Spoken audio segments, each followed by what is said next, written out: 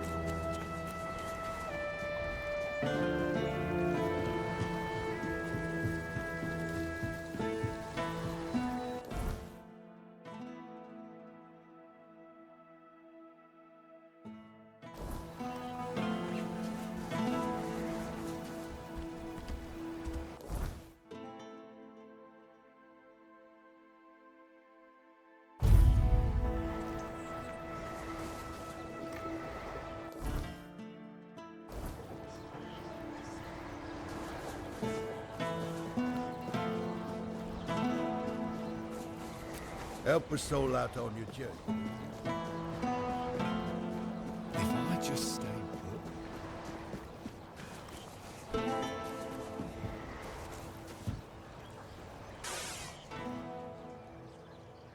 Oh? You managed to extract coherent information from that druid who insists he isn't a druid? Remarkable. In any case, this truly is good news, especially for us. A ritual that works on one menhir should work on all of them. You must bring the tablets to me, not to him. We'll use them in Camelot for many menhirs, ensuring the safety of nearly the whole population of Avalon. If you give them to Maggot, only Cunoct would benefit. Do you really want to doom all of Avalon for the sake of one small town? I'll await your return.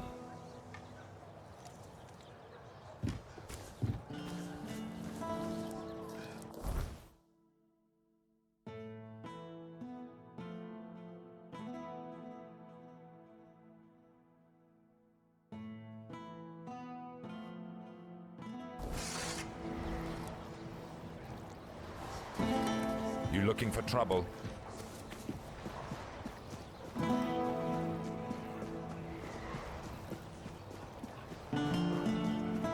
Help a soul out on your journey, will you?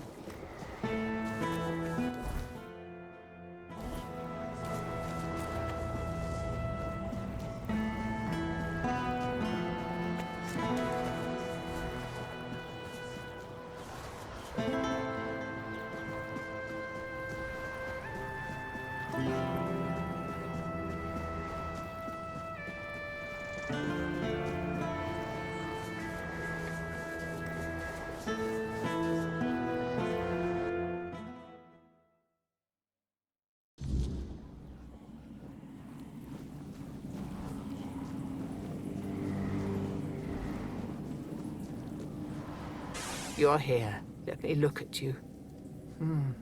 You seem to have recovered after whatever happened at the Menhir.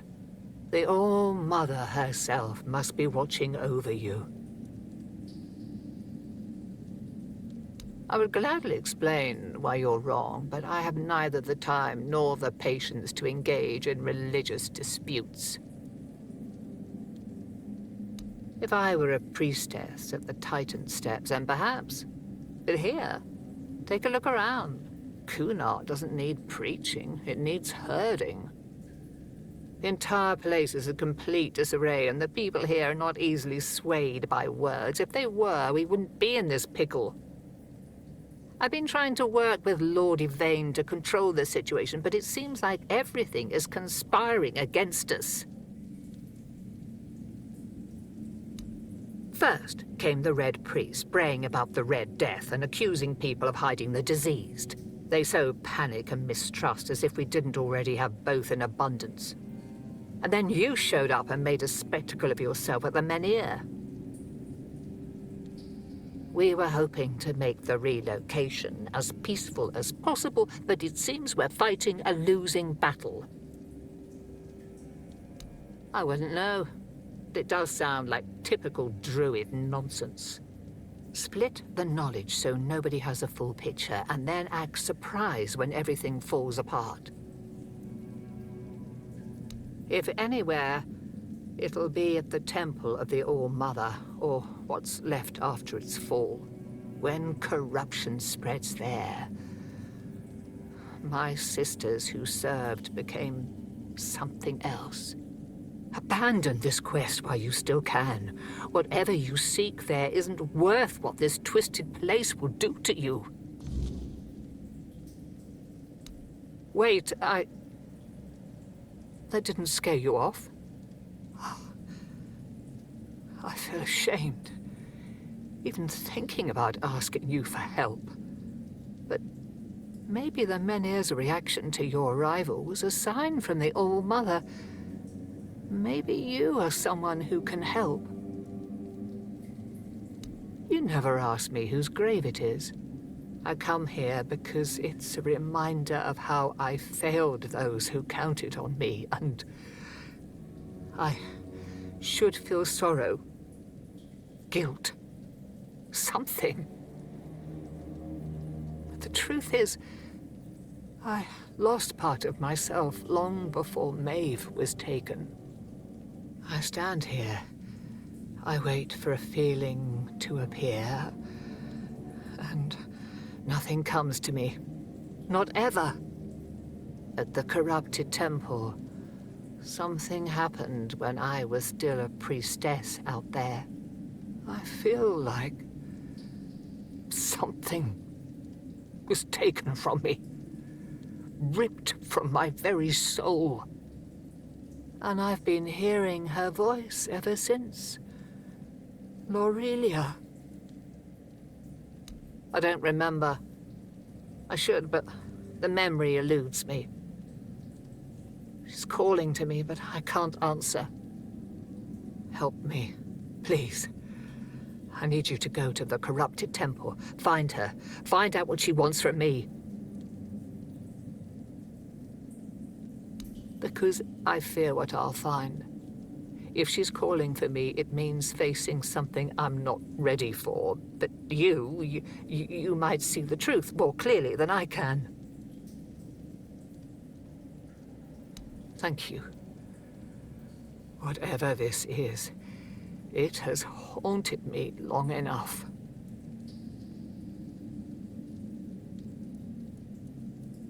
May the All-Mother watch over you.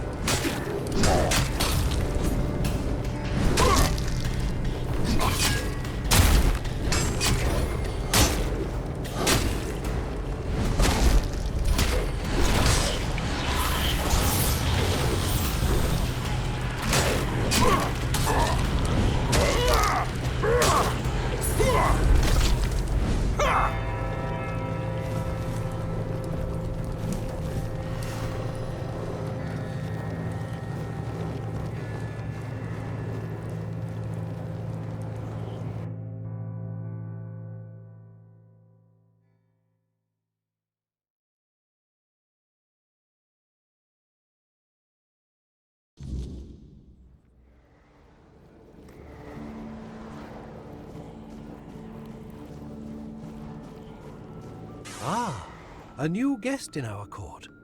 Welcome, stranger, to the humble halls of King Sagremor's castle. Are you here to seek an audience with the king and queen? Many are eager to see them, though most are the old regulars. I'm sure their highnesses will be pleased to see a new face.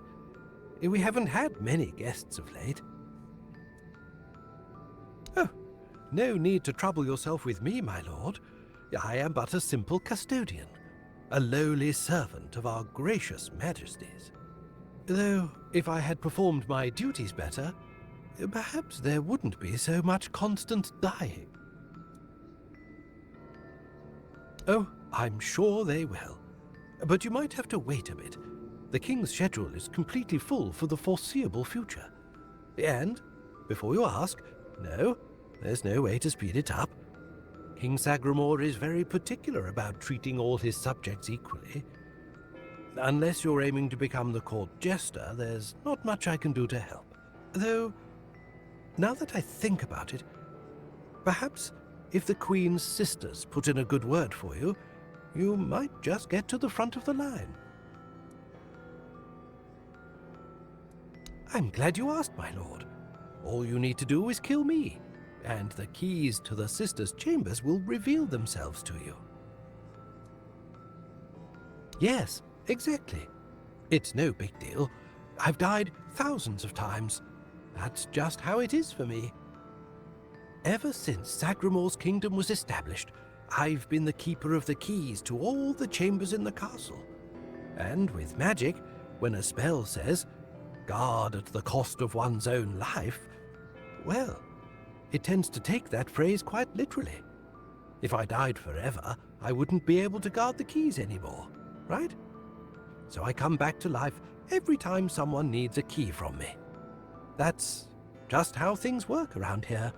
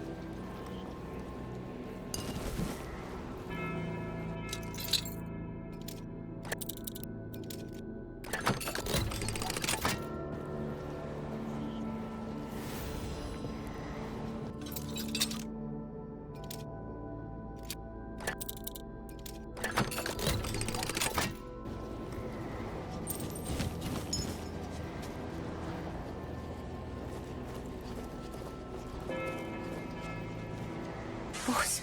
No, not Bors. Bors in the letters. The letters to Bors, to beloved. These, all of them, I write. Letters to beloved Bors, I write. I write only letters to Bors, to beloved. Yours, Claire. Sister has a tablet. Once she had it. Once, sister. In Sagremor's arms. Once, me in Bors' arms. Forever. Yours, Claire.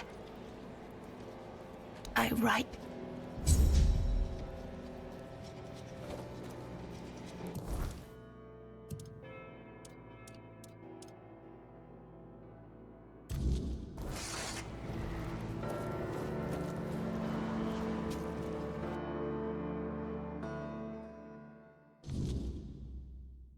Once upon a time, there lived a young maiden named Claire. She had 2 sisters, and together they resided in a resplendent castle within a land untouched by the cruelty of time. In this unchanging realm, there was neither the sorrow of endings nor the joy of beginnings. No sunrises, no sunsets, and no seasons to mark the days. Such was the design of the eldest sister, whose insatiable hunger for control bound the kingdom in eternal stillness. It was the height of summer when young Bors first laid eyes on the maiden of his heart, working in the fields, his skin bronzed by the sun. He paused as the sound of hooves drew near. A lone maiden approached, her hair shimmering like spun gold, her cheeks rosy and her waist snugly drawn into a spring green corset. While the other peasants bowed their heads, Bors stared unabashedly. Sensing his gaze, the maiden turned sharply, startling her steed. The horse reared and she tumbled from the saddle, straight into Bors's waiting arms. Their eyes met, and in that instant, the maiden felt herself lost. A warmth bloomed upon her cheeks. But a deep for long ago, there lived a maiden named Claire, fair of face and gentle of heart, cursed by her cruel sister to remain imprisoned in a high tower. Forbidden to step beyond its walls or look out of the window, she spent her days weaving a tapestry of the outside world, a world she could glimpse only through the reflection in an enchanted mirror. Yet Claire dared not lift her eyes from the loom, for the curse was absolute. If she ever stopped her weaving to gaze out the window herself, the fragile thread of her life would snap. One day, the mirror revealed a grand procession on the road below. Among them rode a knight. In the days of King Sagremor, there lived Bors, a wandering minstrel whose songs were famed for their beauty and sorrow. Among his melodies was one that bore the weight of his heart, the ballad of a lady named Claire. Claire, a noblewoman of unmatched grace, had been betrayed by her jealous sister, who sold her to a rival lord for power. Locked in a distant tower, her pleas for rescue went unheard. But Bors, who had once sung for her in her father's court and fallen deeply in love, learned of her plight and vowed to save her. He journeyed to the castle where she was held and sang beneath its mist-shrouded walls each night, hoping she might hear him. At last, a faint voice joined his song.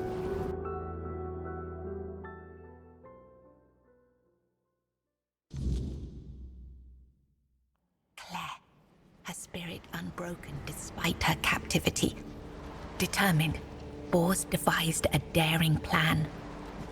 I was writing something important. Do you know what it was?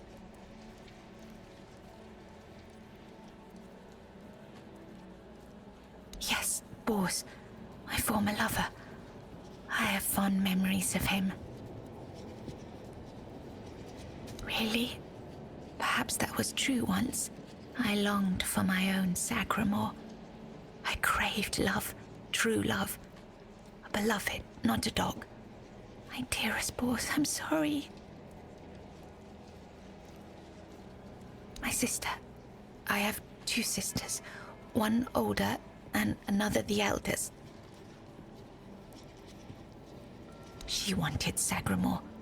She wanted the crown. She has everything except love. She does. She holds the power of the Menhir. She has everything. She has no desire for love.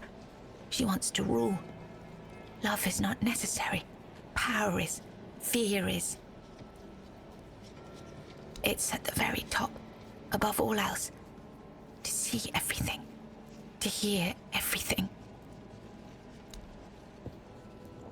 Here, you've read these notes on the stacks of paper. My handwriting. I must have written them, yes. Strange. No, I'm sorry. Enough. She sees all, hears all. Her arms are long. They're everywhere. Go now, go.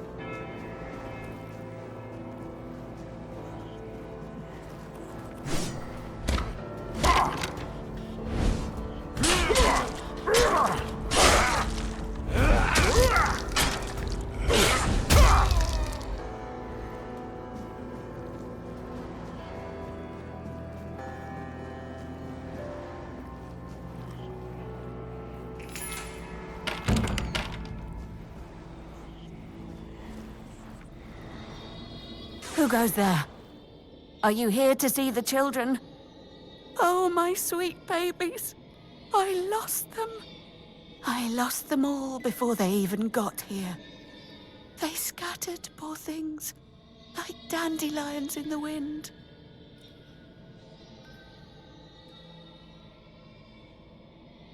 The Queen. She wants nothing to do with me. I failed her so terribly that she no longer wishes to see me. I've fallen so far from her good graces. But I will make it right. You'll see. I just need the children here, safe and sound. Maybe when she sees them, even as they are, she will love them just as much as I do. My little flowers, they're all gone. Met their grim fates within these castle walls. They die and die at the hands of those who should have loved them, or through their neglect. Poor little things. They deserved so much better. After all, they were barely more than blood on our sister's white sheets. Really? You'd do that? And you won't hurt them, will you? Please, I cannot bear to hear their cries anymore. I need them close, so I can watch over them as I was meant to. If I could keep that one promise I made to my sister, perhaps then I could finally know peace. Let me think.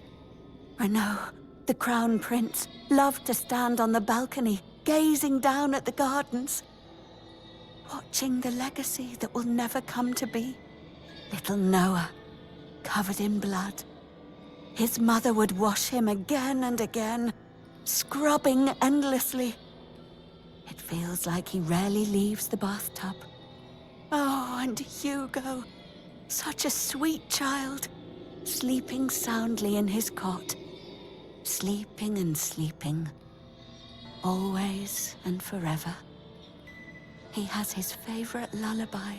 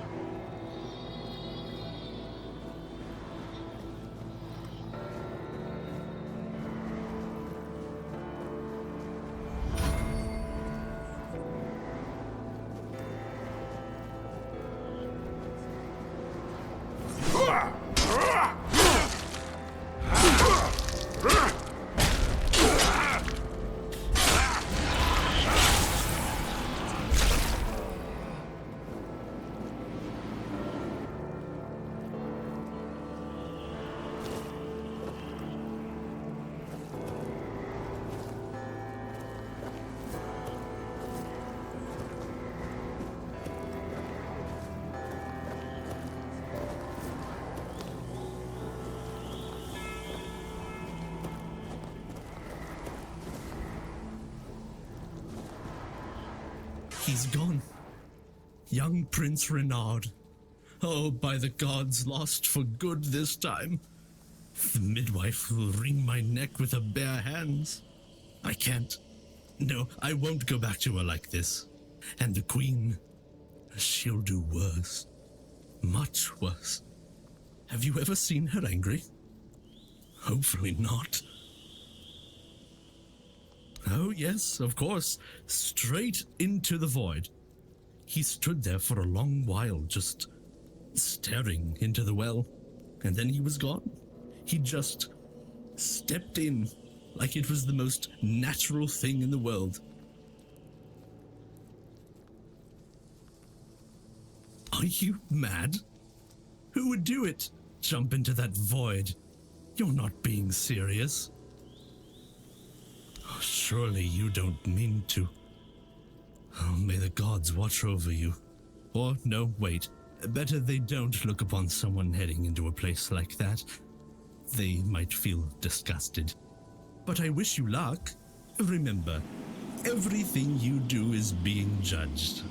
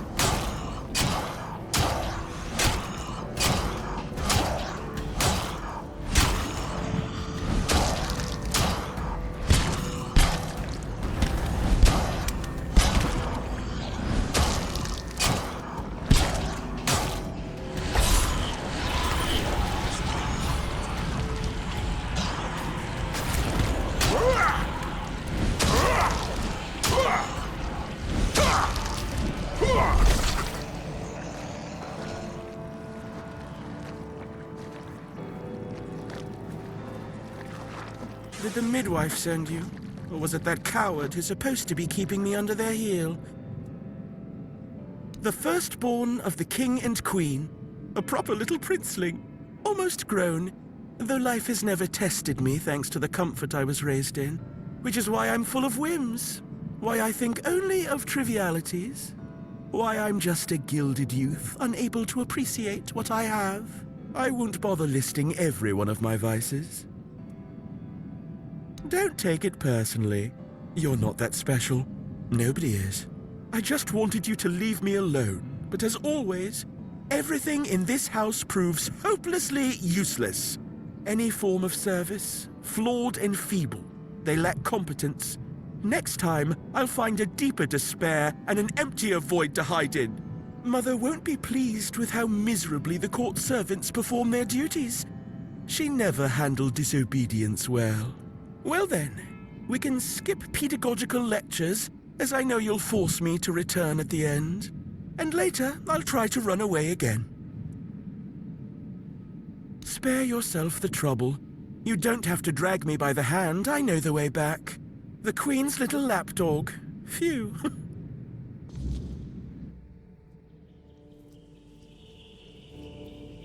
You found the young master.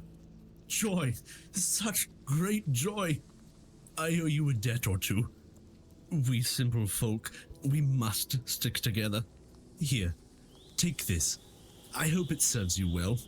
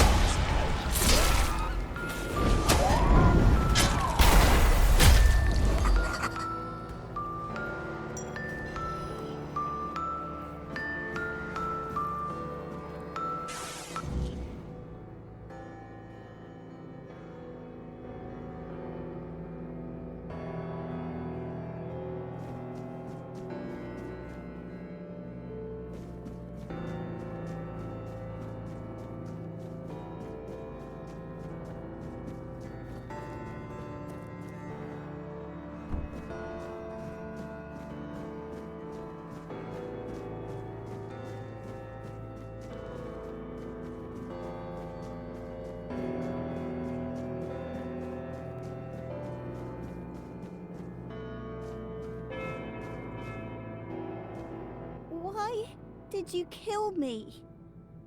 I didn't want to. I didn't want to be like that. Mum, she used to call me Little Fish sometimes, when she was in a good mood. But when she wasn't, she'd call me Bastard, Misfortune, or Mistake. Once, during a bath, I cried that the water was too hot. So she pushed me fully underwater and held me there until I learned. After that, the water was always cold.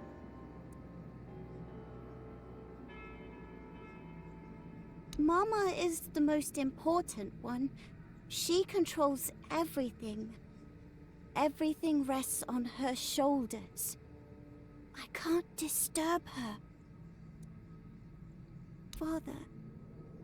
Father is the king, and usually just sits on the throne. Mama always said he was busy, but he just sits there. Then I was here, sitting in the water, and I never cried again.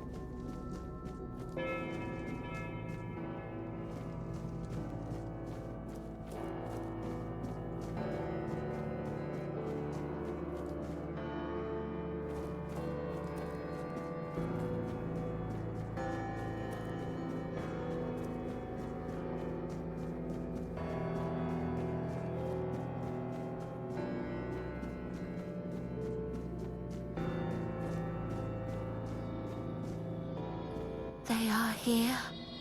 All of them. My sweet little petals. I'm so sorry. I should have tried so hard to bring you into this world. But maybe now, we can set you free. You will help us, won't you, stranger? My sister's reign must end. It's brought us horror upon horror, all because of her fear and obsession.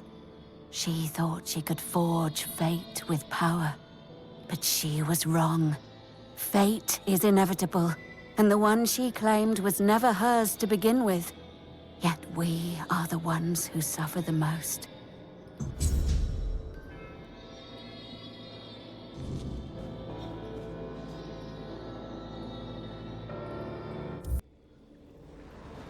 Hello again, my lord. Are you ready for your audience with the king and queen? As you wish. Here is the most precious of all keys. It will open the doors leading to the throne room. Oh, and you might have an occasion to see the royal chapel. Please, don't forget us.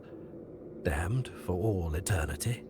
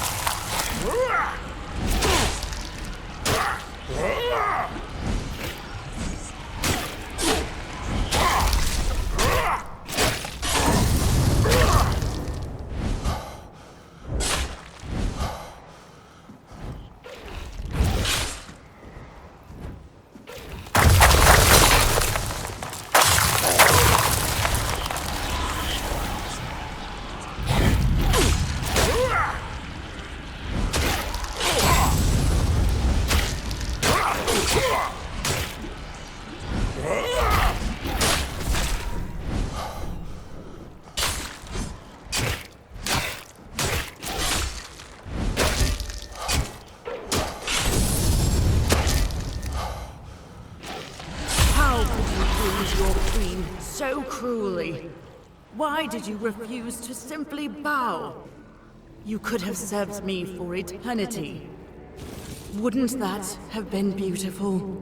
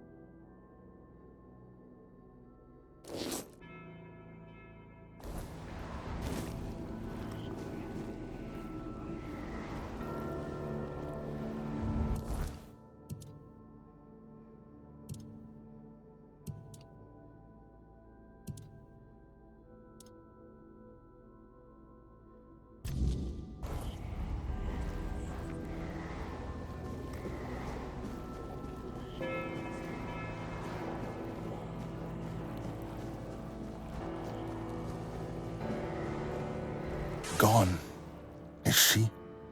Gone from one eternity straight into another. Oh, how I wish we'd had one more day. A proper one. Marked by the sun setting on us forever. Once, I dreaded it. The relentless passage of time. And now, all that's left is tomorrow, and tomorrow, and tomorrow. And all our yesterdays have lighted fools. The way to dusty death. Now it all ends. The lofty dream, the endless torment, and the fruits of our vanity. What we leave behind is a monument to our own foolishness. There will be no legends told of this place, for it is a tale told by an idiot, full of sound and fury, signifying nothing. And this is for you. The reason for your visit to this cursed court. You may leave now. Your audience is over.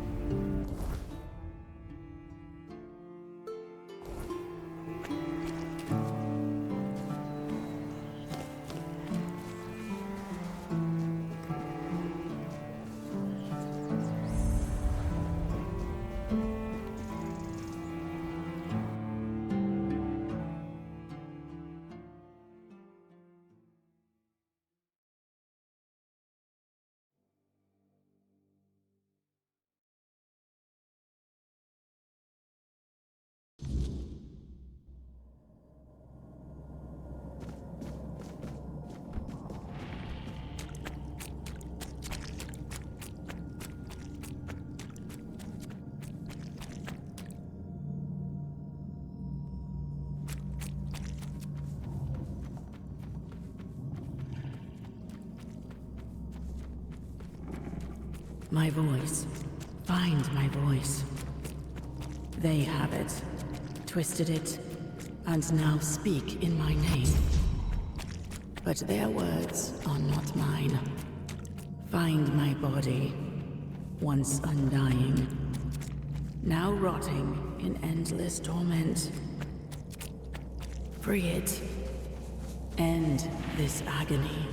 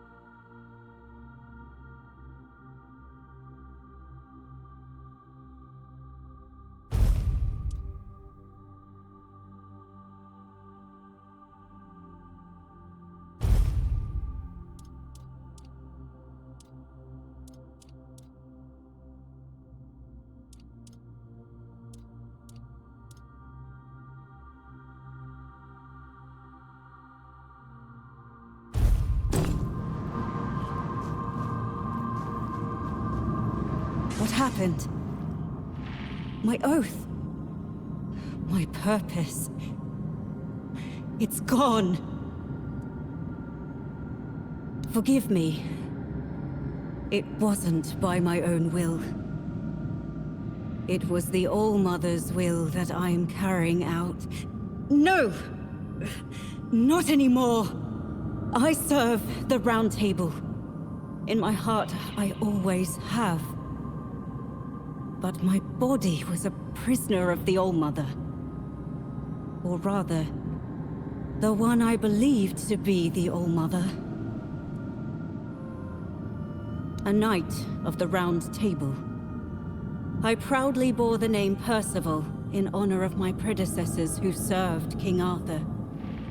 Like the first Percival, I set out in search of the Holy Grail. My path led me here, to the very temple where my father once wanted to send me for priestly studies. I never felt a calling then.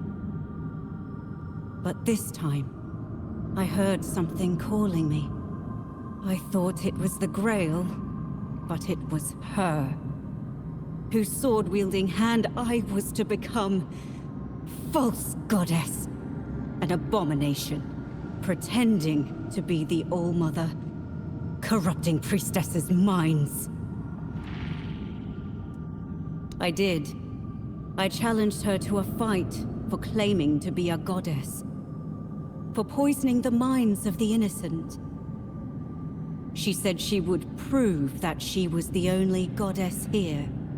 She forced her way into my mind and made me vow that if I lost, I would become her paladin and serve my only true All-Mother forever. I was vanquished.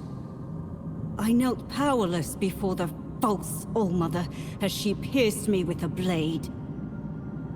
I was to carry it within me always as a sign of whose power I am now under.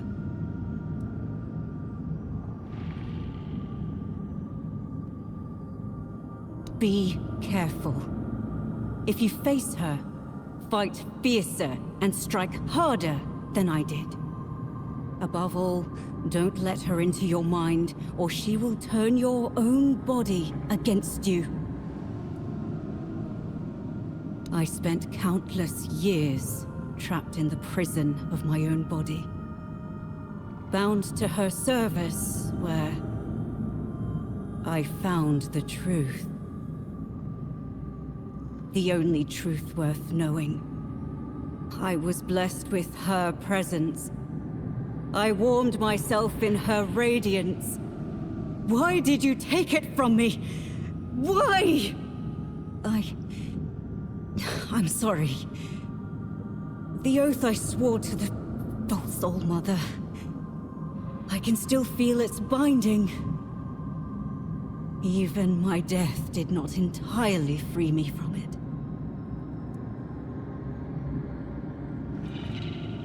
You could ask the All-Mother to forgive me. Beg her to grant me the honor of being in her presence once more. No. Kill her. Kill the false goddess. Please. I trust in you. Do not let the false All-Mother infect your mind.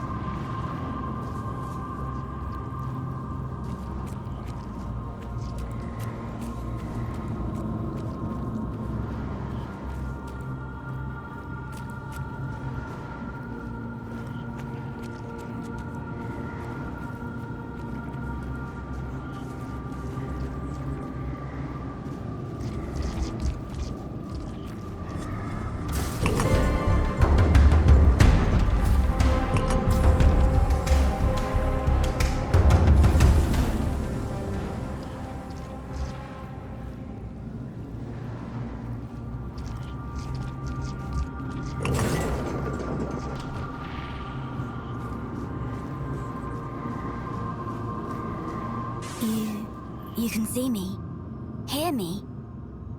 How strange. That's not how it's meant to be. I decide who sees, who hears, yet here you are, unbidden. Why?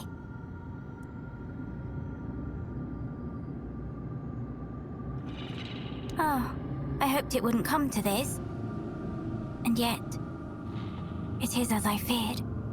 The fire dims, the song ends, and the voice must fall silent. If this is her will, her voice shall be yours now. Few are touched by her in such a way. The voice of the mother is a gift, but also a burden. Go then, and let us see if you are worthy of bearing it.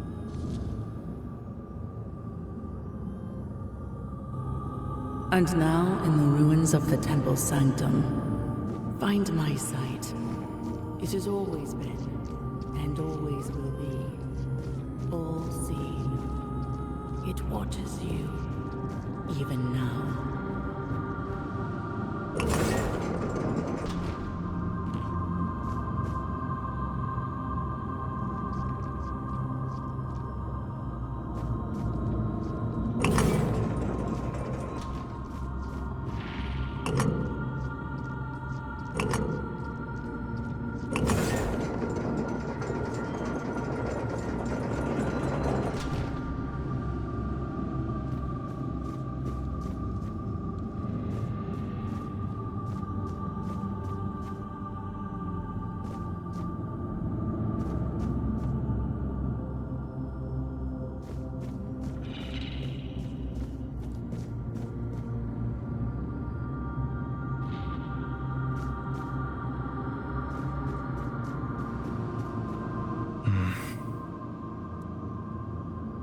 Who are you? Let us pray together.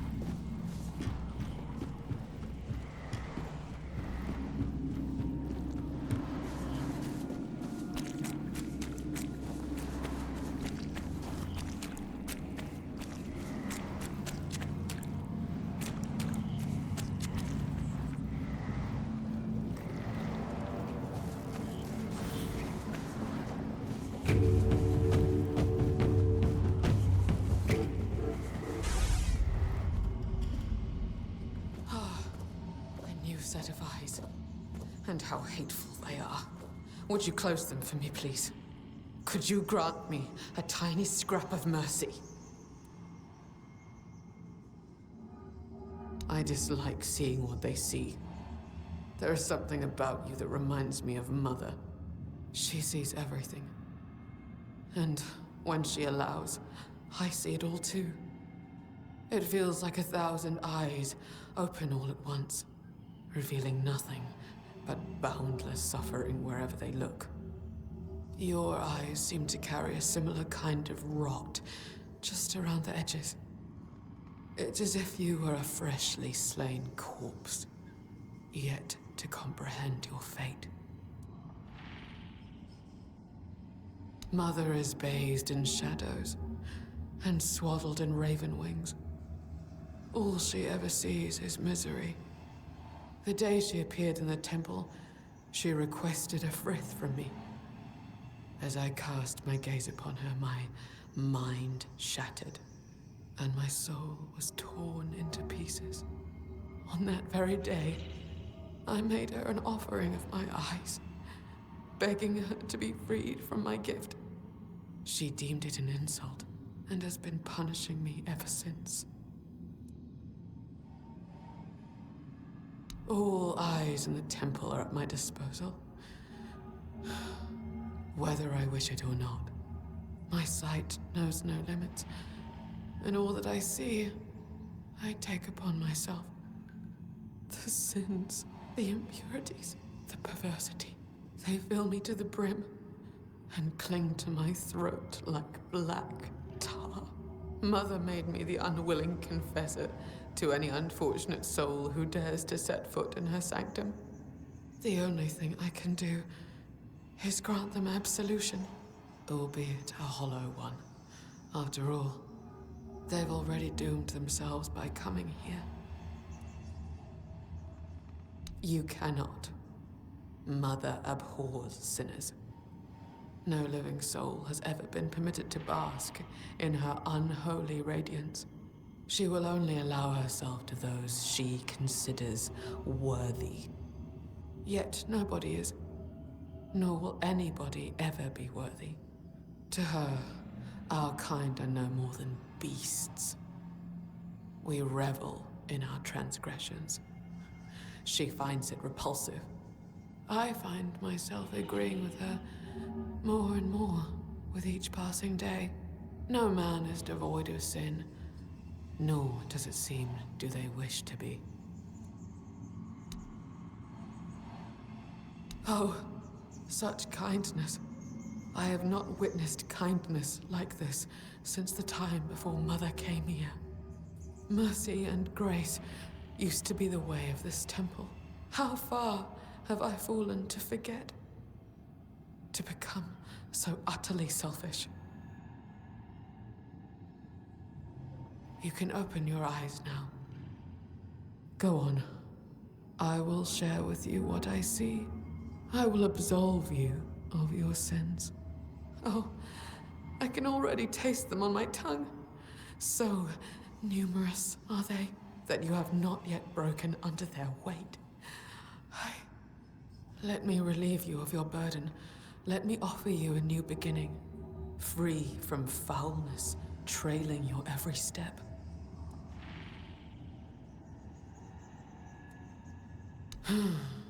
I can't say I'm surprised. Your kind love to parade sins like badges of virtue. Soon you will feel... You will... There are so many. Too many. What are you? It's as though you shoulder entire lifetimes of sin. You are an abomination. You cannot be allowed to continue. May your soul finally know freedom.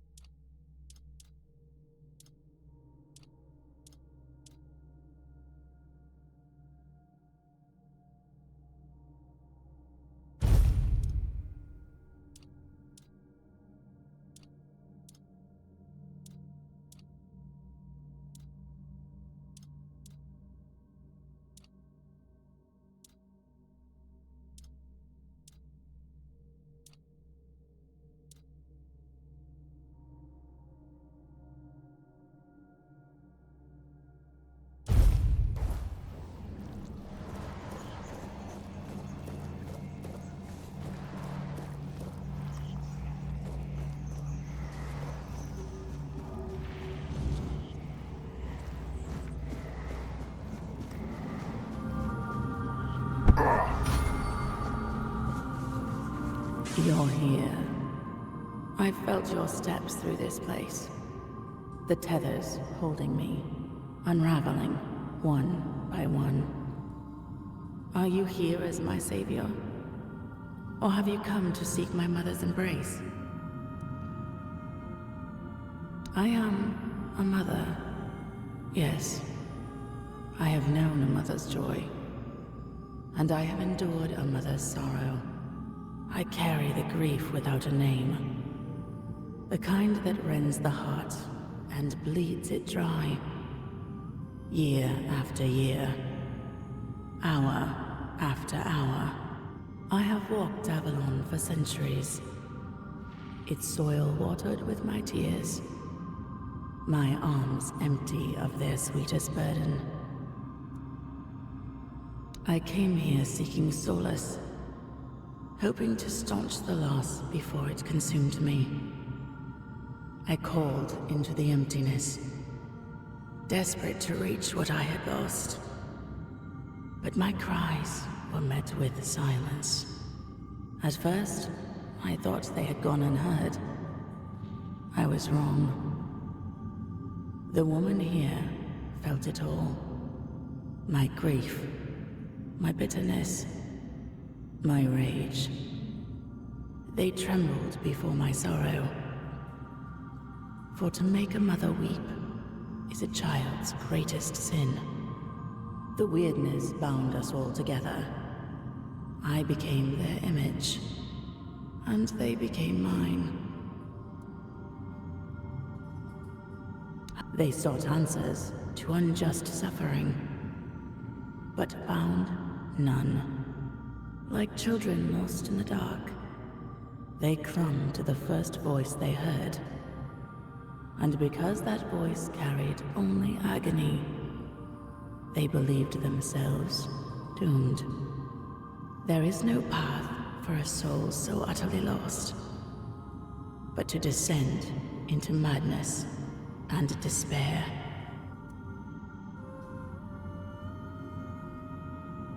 No more than I could help myself.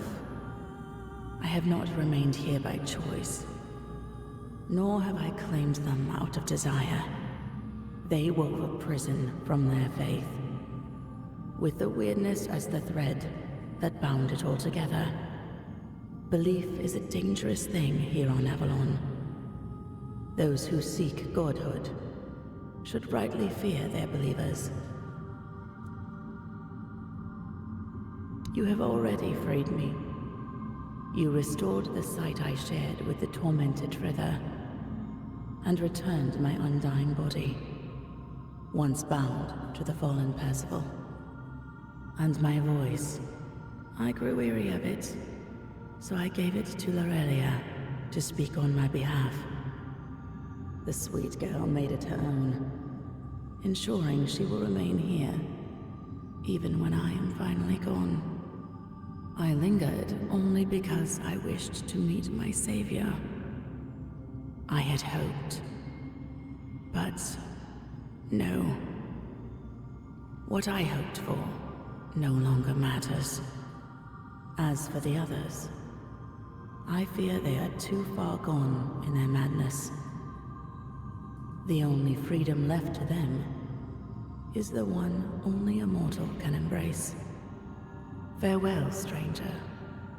Perhaps our paths will cross again.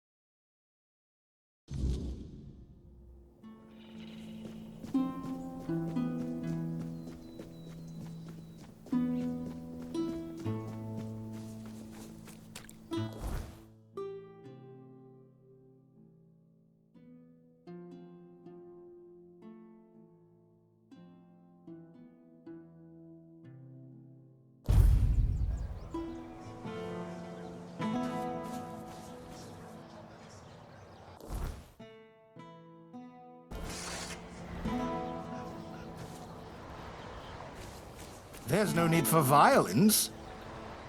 Hello there. Looking for solid, affordable gear? You've come to the right place. Ah, but where are my manners? I'm Alwyn. And you, my dear stranger, look like you're in dire need of a resupply.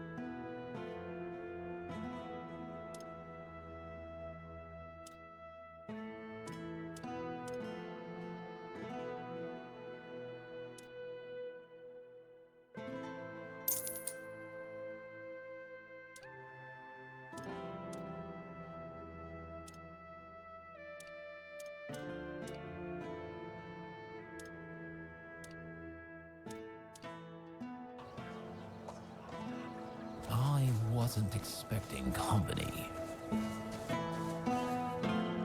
Welcome! I haven't seen you around before, but since you decided to visit, I can tell that you have excellent taste.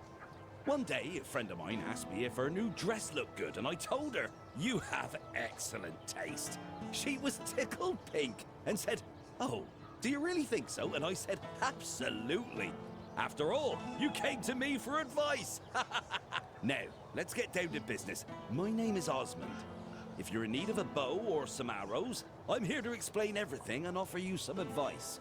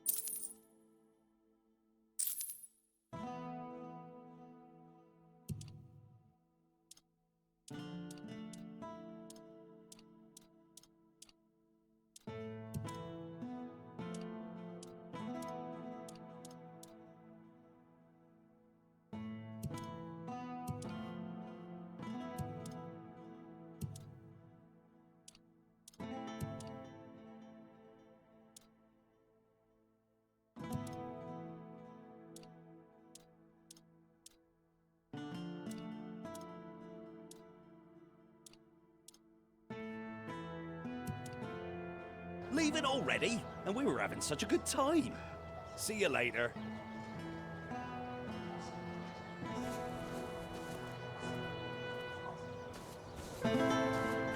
Oh, hello there.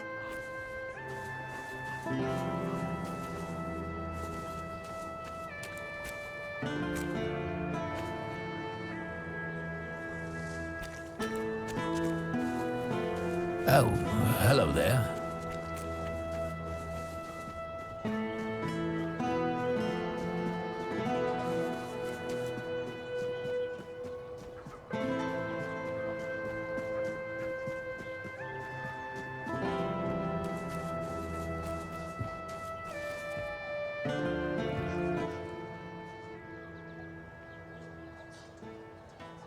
That's wonderful news. You've made the right decision. Believe me, for a favor like this, Camelot will knight you the moment you set foot in the capital. For now, though, you'll have to settle for this rather hefty purse.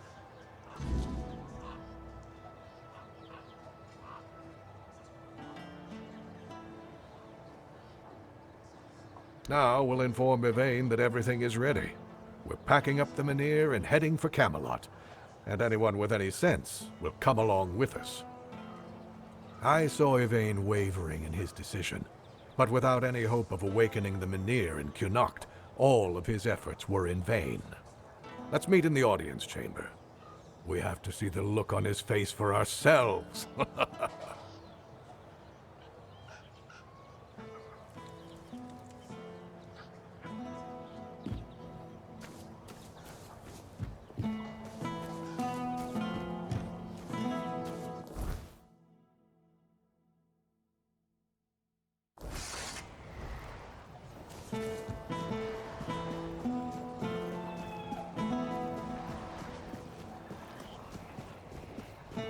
Help a soul out on your journey.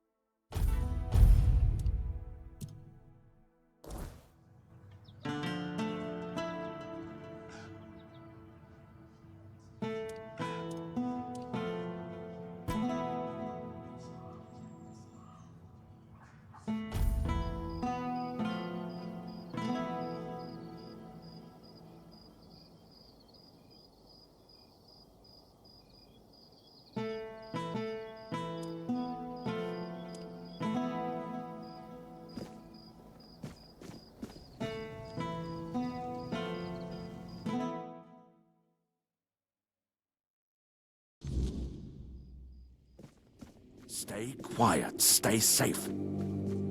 It's over, Lord Evane. The time has come to take the Menhir to Camelot. If you care for your people, prove it. The Menhir is fading, and there's no way to reignite it. You know perfectly well that this is the only option. I know the Menhir is fading, and nothing can stop that, but its power still lingers. I haven't yet exhausted every means to bring it back to life. And how exactly do you plan to do that, huh? Your druid is useless, and I've never heard of any way to restore a Menhir's power other than Merlin's old rituals.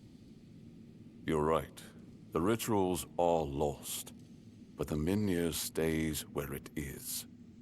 At least until I return from the expedition for the Holy Grail. That is Camelot law. An ancient one that neither you nor any of the Knights of the Round Table can break.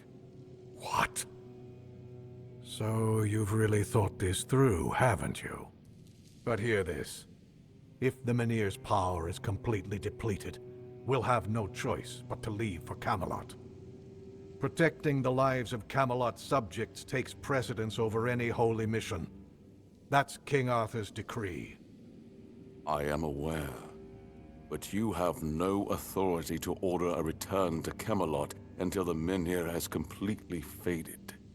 I know the old laws, Denholm. That's why I choose to evoke them. I will lead an expedition to find the Holy Grail. Such is my will. Well, if that is the will of the Lord of Kurnacht, then Camelot will have no choice but to acknowledge it. I'll report this to command. They're in for a surprise. Stay and see if you can talk some sense into him. If he's set on this expedition, well, if he's so eager to die, I won't stand in his way. I'm sorry you had to witness that unpleasant exchange. You heard what Denholm said. Camelot won't dare touch the Menhir as long as I lead the expedition for the Holy Grail. Once again, I need your help, and I'm prepared to grant whatever you ask in return. People I can trust. Those prepared to share the burden of this quest for the Grail. I can't command anyone to join me. They must come of their own free will.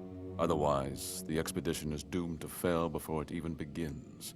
And, as you've likely noticed, I'm not exactly beloved by my subjects. I have no idea, but I also have no other choice. I will find the Grail or die trying. I owe it to my people. Those who still believe I can save their homes and their land. My only regret is that I acted so late. Denholm is right. The Menhir is fading. If we fail to return with the Grail in time, the people of Connacht will be forced to leave for Camelot or face death here. I suppose I brought it on myself with my indecision. When Camelot came and began pillaging our resources, I stayed silent, though I shouldn't have. At the time, I thought I had no choice. If I refused Camelot's forces, I risked bringing war to Connacht, but I also couldn't bring myself to order my people to leave outright. You can't live your life trying to balance on the fence. But that's exactly what I did. I hoped everyone would be happy. Now, of course, no one is. I would start by looking among the most trusted and eldest members of our community. Our priestess, Neante, possesses unparalleled talent in healing. Her presence would certainly be invaluable on such a journey. Then there's Urfa, a skilled blacksmith who was once a formidable warrior. If not for the strength of his muscles, the strength of his mind could prove useful. You might also speak with Maggot. Since the two of you have been through so much together, he may not be thrilled by the idea, but I believe his heart is still in the right place. It's hard to say, and that only proves how much I've lost touch with my own people. Even those as respected as these three. Still, try to approach them with kindness. They all have their demons, and I doubt they'll agree to join if they are still tethered by unresolved matters. Thank you. And believe me, the reward you'll receive for your efforts will be priceless. And whether they agree or not, I will set out for the Grail. I will buy more time for Connacht. Just keep your head down.